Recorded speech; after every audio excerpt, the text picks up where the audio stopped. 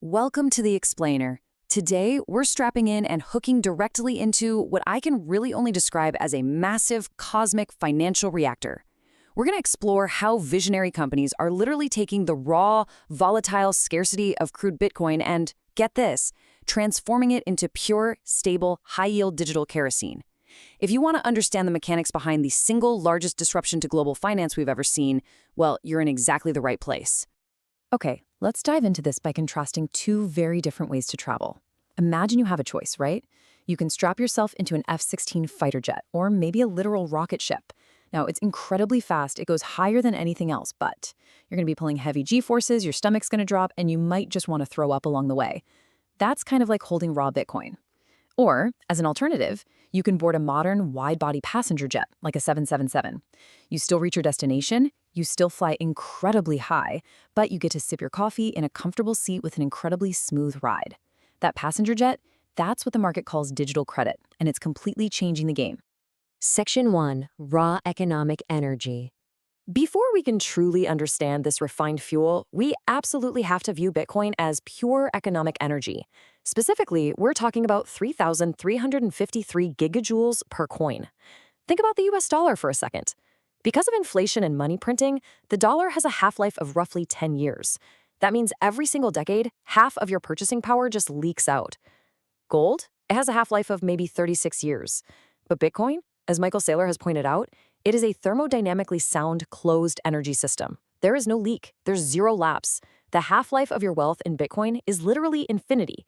It's perfect economic energy that you can move through time and space with absolutely zero degradation. And this brilliantly illustrates what astrophysicists have discovered when they actually analyze Bitcoin's growth. It isn't just random market chaos. Bitcoin grows through a mathematically perfect power law.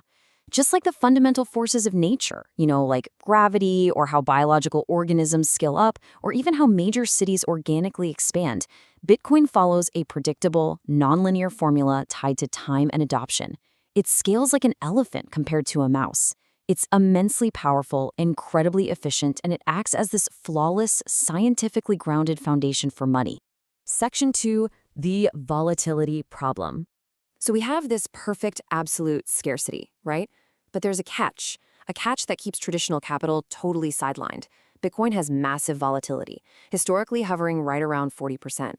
For the average saver, the retiree, or even a corporate treasurer, that is a roller coaster they simply cannot stomach. Think about it. If you ask 100 people on the street if they want to endure a decade of 40% drops just to eventually become rich, or if they just want a bank account that pays them a comfortable, stable yield today, almost everyone chooses the comfortable yield. You kind of have to think of volatility not as a bug, but as the fee you pay for holding the highest performing capital asset in the world. But here's the reality of the global market. The world wants that high performance. They absolutely want to plug into that thermodynamic engine, but they desperately want it in an instrument that doesn't trigger a heart attack every time they check their portfolio. They want the yield, just without the intense price fluctuation. Which brings us to Section 3, the Crypto Reactor core. Enter the solution, corporate balance sheets acting as actual refineries. Let's look at this side by side. On the one side, you have crude Bitcoin. It's raw, it requires a minimum 10-year time horizon, and you have to somehow survive those 40% volatility swings. It's that F-16 fighter jet we talked about. Now, on the other side, you have digital kerosene, instruments like Strategy's STRC preferred stock. Through sheer balance sheet engineering, they have stripped away that volatility down to a mere 3%. They strip the currency risk, they compress the duration, and they distill out this beautifully steady, reliable income stream. We currently have two main refineries powering this revolution, creating a brand new sovereign yield curve. First up, we have Strategy's massive STRC product. This thing boasts over $10 billion in assets under management and pays monthly dividends, utilizing a structure that includes convertible notes. On the other side of things, we have Strive's highly innovative SATA product. SATA is built on a pristine zero-debt balance sheet and features a true 0-to-1 capital markets innovation. It actually pays dividends daily. Every single day, cash flows directly into your account. How wild is that? All right, Section 4, distilling digital kerosene. Let's crack open the blast doors and look at this refined product. What's truly staggering here is the yield these instruments actually generate. Because they're backed by an asset compounding as aggressively as Bitcoin, Strategy's STRC has targeted around an 11.5% yield. And Strive's SATA, it hits around 13%. We are talking about double-digit stable returns here. In a world where traditional savings accounts or money markets give you a paltry, 3 to 5%, this digital credit offers you life-changing cash flow backed by literally the hardest money on earth. And the financial translation here is absolute magic. Unlike a standard corporate bond where you get taxed heavily as ordinary income, these preferred equity distributions are largely structured as a return of capital. Here's exactly how it works. Say you invest $100. Over the next roughly 9 years, the company pays you back your $100 in dividends. Because they're technically returning your own money back to you, it is entirely tax-deferred until you hit your cost basis. I mean, it is honestly one of the most tax-efficient credit instruments ever devised. Moving into Section 5, Action Scientist Logic. So how do we actually use this to fund our day-to-day operations? Look at how the action scientist auditing documentation categorizes these assets. STRC and similar funds are explicitly designed to be these boring, stable anchors. They act almost like a high-yield savings bond that throws off massive cash flow without decaying your principal.